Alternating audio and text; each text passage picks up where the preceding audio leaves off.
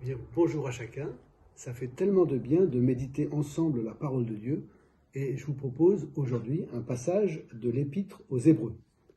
Épître aux Hébreux, chapitre 2, versets 9 à 18. Je lis le passage. Mais celui qui a été abaissé pour un peu de temps au-dessous des anges, Jésus, nous le voyons couronné de gloire et d'honneur à cause de la mort qu'il a soufferte, afin que par la grâce de Dieu, il souffrit la mort pour tous.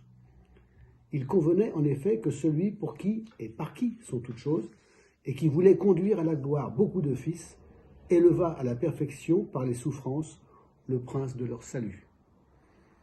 Car celui qui sanctifie et ceux qui sont sanctifiés sont tous issus d'un seul. C'est pourquoi il n'a pas honte de les appeler frères lorsqu'il dit « J'annoncerai ton nom à mes frères. Je te célébrerai au milieu de l'assemblée. Et encore, je me confierai en toi. Et encore, me voici, moi et les enfants que Dieu m'a donnés. » Ainsi donc, puisque les enfants participent au sang et à la chair, il y a également participé lui-même, afin que par la mort, il anéantit celui qui a la puissance de la mort, c'est-à-dire le diable, et qu'il délivra tous ceux qui, par crainte de la mort, étaient toute leur vie retenus dans la servitude. Car assurément, ce n'est pas à des anges qu'il vient en aide, mais c'est à la postérité d'Abraham.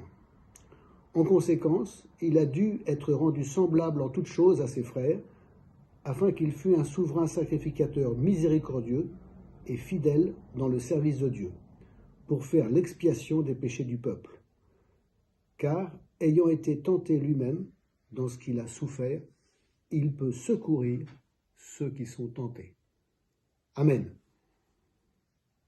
Dans ce passage, il y a quelques points importants que nous voulons dégager. Le premier point, c'est que, au début de ce passage, maintenant et pour toujours, Jésus est élevé jusqu'à la perfection. Et ce que Dieu fait est parfait. Il est parfait dans toutes ses voies. Il est élevé à la gloire de Dieu le Père.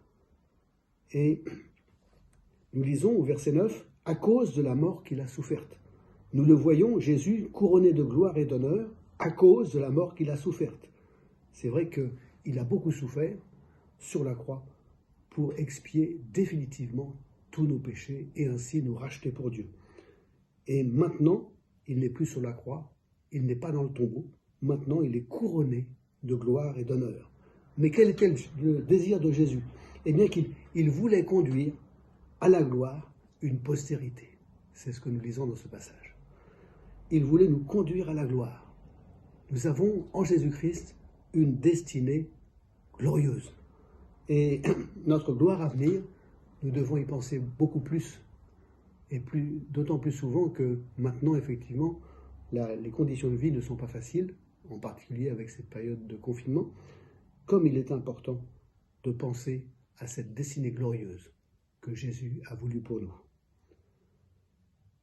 Précédemment, il est écrit dans le 2e chapitre aux Hébreux de ne pas négliger un si grand salut. Le salut que Dieu nous a offert en Jésus-Christ est vraiment merveilleux. Dieu nous veut auprès de lui dans sa gloire éternelle. Est-ce que ce n'est pas extraordinaire tout ça? Et donc, ne négligeons pas un si grand salut. Par ailleurs, un deuxième point que je voudrais souligner, que nous voyons à partir du verset 14, c'est que par la mort, Jésus a anéanti celui qui a la puissance de la mort, c'est-à-dire le diable. Il y a eu effectivement un combat spirituel qui s'est déroulé au moment du sacrifice de Jésus sur la croix, et celui qui veut nous faire du mal, le diable, eh bien il a été vaincu réellement par Jésus. Et puis nous voyons au verset 16 que par la foi en Jésus, nous sommes la postérité d'Abraham. Abraham est un homme de foi qui nous est présenté, bien sûr, dans le livre de la Genèse. Et qu'est-ce que ça veut dire que nous sommes la postérité d'Abraham? C'est-à-dire que nous avons foi en Dieu selon ce qu'il nous dit dans sa parole. C'est l'exemple d'Abraham. Nous avons foi en Dieu selon ce qu'il nous dit dans sa parole. Comme il est important de prêter attention à sa parole et de croire vraiment le message que Dieu veut nous communiquer. Et puis, à partir du verset 17, nous voyons que Jésus est un souverain sacrificateur, miséricordieux et fidèle. C'est vrai que dans l'Ancienne Alliance, il y avait des souverains sacrificateurs qu'on appelle aussi grands prêtres. Ils avaient un ministère important, certes, mais très limité. Pour vous donner un exemple, ils ne pouvaient entrer dans le Saint des Saints du Temple qu'une seule fois par an, et en plus dans certaines conditions. Tandis que Jésus a un accès perpétuel au Saint des Saints. Il est miséricordieux et fidèle, lisons-nous au verset 17. Et son ministère actuel, ici, est présenté sur un point bien précis, c'est qu'il peut secourir ceux qui sont tentés. Pourquoi? Parce que lui-même, lorsqu'il était sur cette terre, a été tenté à bien des reprises par Satan. Et à chaque fois, il ne s'est pas laissé faire, mais il a obtenu la victoire.